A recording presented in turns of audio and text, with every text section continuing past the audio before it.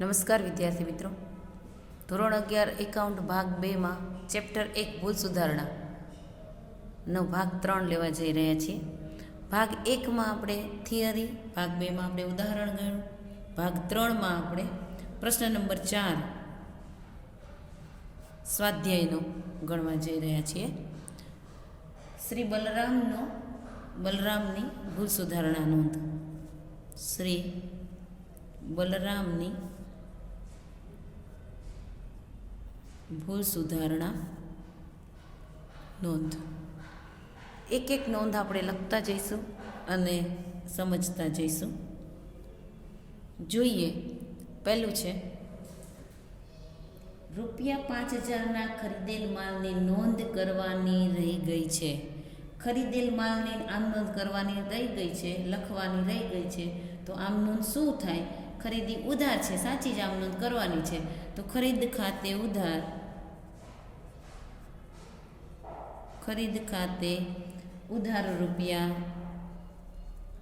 ₹5000 તે રોકડ કે બેંક ખાતે જમા ₹5000. બાબત જે ખરીદીની નોંધ, ખરીદીની નોંધ લખવાની રહી ગઈ છે તેની ભૂલ સુધારણા.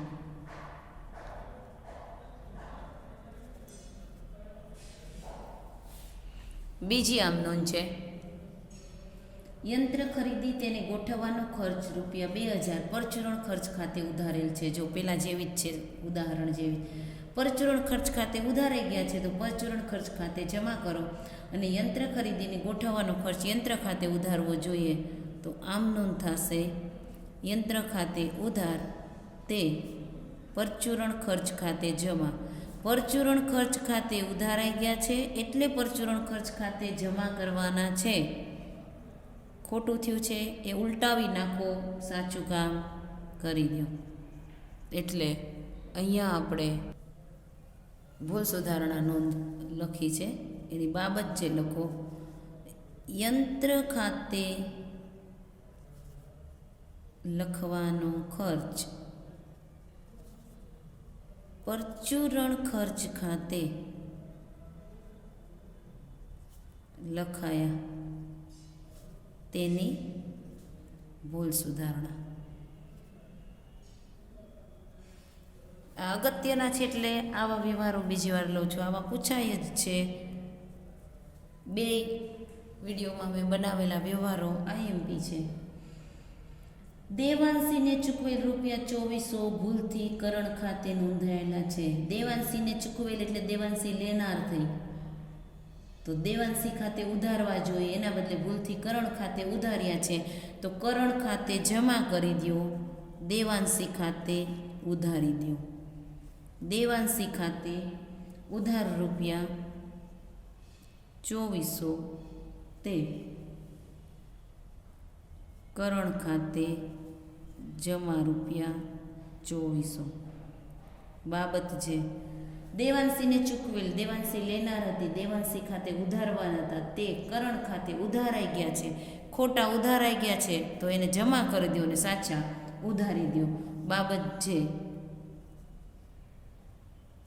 દેવાંશીને બદલે કરણ ખાતે લખાયા તેની ભૂલ સુધારણા.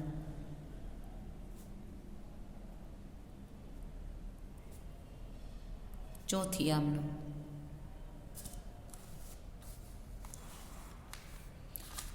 આમનું છે, સમજવા જેવું છે.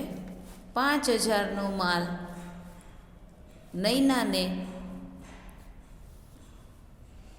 વેચેલ જે ભૂલથી ખરીદ નોંધમાં નોંધાયું છે. જો નૈનાને વેચેલ તો આછી આમ નોંધ શું થવી જોઈએ? નૈના ખાતે ઉધાર, વેચાણ ખાતે જમા. એના બદલે ખરીદ ખાતે લખાઈ ગયું છે, એટલે ખરીદ નોંધમાં થયો છે એટલે ખરીદ ખાતે ઉધાર આવી ગયું છે, અને નૈના ખાતે જમા થઈ ગયું છે. એટલે 2 વાર નૈના ખાતે ઉધારવું પડશે. એટલે નૈના ખાતે ઉધાર રૂપિયા 5,000 સાચા અને 5,000 ખોટા છે ને ઉલટા આવ્યા એટલે 10,000. તે ખરીદ ખાતે 5,000, તે વેચાણ ખાતે 5,000. ખરીદ ખાતે ઉધાર થઈ ગયા હતા એટલે ખરીદ ખાતે જમા કરવા પડે, નહીંના ખાતે 5,000 ઉધાર કરવાના. સાચી નોંધ નહીંના ખાતે ઉધાર અને વેચાણ ખાતે જમા લખવી પડે, માટે આમ નોંધ થશે નહીંના ખાતે ઉધાર રૂપિયા 10,000, તે ખરીદ ખાતે, તે વેચાણ ખાતે. બાબત જે નહીંનાને વેચેલ માલ ખરીદ ખાતે નોંધાયો તેની ભૂલ સુધારણા. બાબત જે માટે બહુ ચિંતા નહીં કરવાની. શબ્દો આડાઅવળા થાય તો પણ ચાલશે, પણ લખવી ફરજિયાત છે, નહીંતર અડધો માર્ક્સ જ મળે. એટલે બાબત જે લખવાની છે.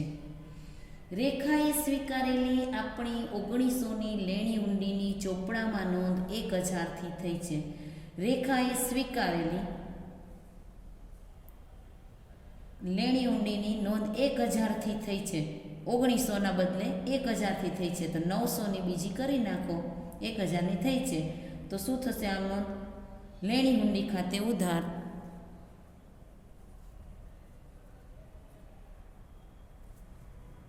રૂપિયા 900, કારણ કે 1,000ની થઈ છે, બીજા 900ની કરી નાખો.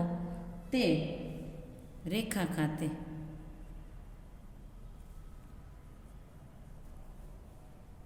બાબત જે રેખાએ સ્વીકારેલી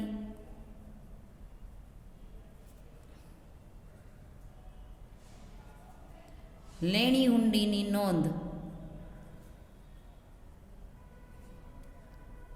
ઓછી રકમથી થતાં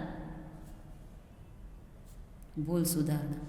1,000થી થઈ છે, 900 બાકી હતા, ઓછી રકમથી થઈ એની ભૂલ સુધારણા.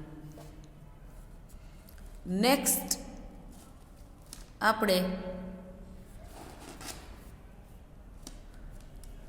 આમ નોંધ છે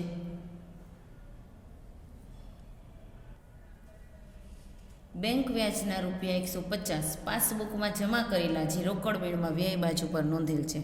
રોકડ મેળમાં આઈ એટલે ઉધાર, વ્યય એટલે જમા બાજુ નોંધેલ છે, તો ઉધાર બાજુ નોંધવા પડશે, એટલે એને ઉલટાવવા 150 અને સાચા 150ની નોંધ કરવી પડશે. એટલે તમારે 300થી નોંધ કરવી પડશે. બેંક ખાતે ઉધાર, તે બેંક વ્યાજ ખાતે જમા 300. બાબત જે રોકડ મેળમાં બેંક વ્યાજની રકમ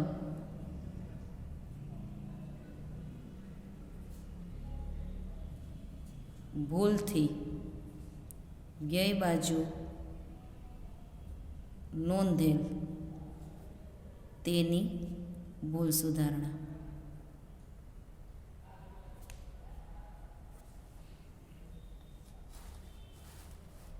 સાતમો વ્યવહાર છે અમિતાને વેચેલ રૂપિયા 1200ના માલની નોંધ ખરીદ નોંધમાં 200થી કરવામાં આવી હતી. ખરીદ ખાતે ઉધાર 200 થયા છે, તો ખરીદ ખાતે જમા 200 થશે. વેચેલ છે તો વેચાણ ખાતે જમા 1200 થશે. તો અમિતા ખાતે ઉધાર કેટલા થશે? અમિતા ખાતે ઉધાર રૂપિયા 12,200, તે ખરીદ ખાતે ભૂલ થઈ હતી 1200ના બદલે 200ની, એટલે ખરીદ ખાતે. તે વેચાણ ખાતે સાચી રકમ લખાશે એટલે 1200, અહીંયા 12,200. બાબત છે અમિતાને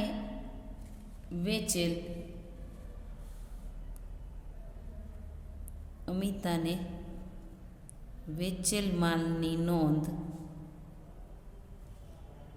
ભૂલથી ઓછી રકમથી ખરીદીમાં નોંધેલ તેની ભૂલ સુધારણા. હવે અહીંયા તમે સરવાળો કરી લેવાનો છે. મિત્રો, અમિતા ખાતે ઉધાર 1400 લખવાના છે. યાદ રાખજો, 1200 મેં લખેલા હતા, ભૂલથી સરવાળા ભૂલ થઈ છે. એટલે અમિતા ખાતે ઉધાર 1400, તે ખરીદ ખાતે જમા 200, તે વેચાણ ખાતે 1200. બરાબર, એ જરા સુધારી લેજો. અને સરવાળો થશે ટોટલ બેયનો કરી લેવાનો છે, એ 22,000 સરવાળો બેયનો થશે. એટલે 22,000 સરવાળો કરી દેજો તમે. કુલ સરવાળો 22,000.